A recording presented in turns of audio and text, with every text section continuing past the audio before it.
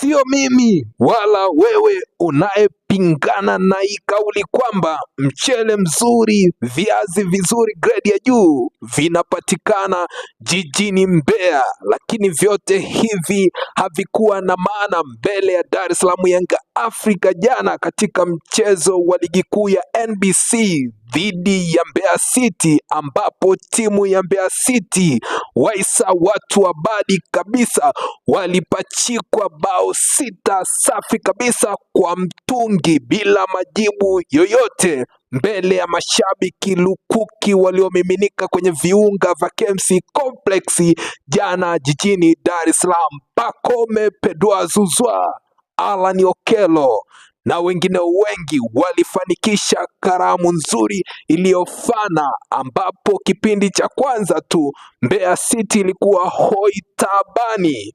Tayari goli 5-0 zilikuwa zimezama kambani. Hussein, kipa wa Dar es Salaam Yanga Afrika, akiwa msoma gazeti kwa dakika zote 90. Jirani amepigwa, analia mwingine. Unayaweza? Kama unayaweza, nafasi ipo kwenye muungano, nafasi ipo kwenye kombe la shirikisho. Na wewe leta timu yako, jiandae na wewe ujitokeze kama unajiweza.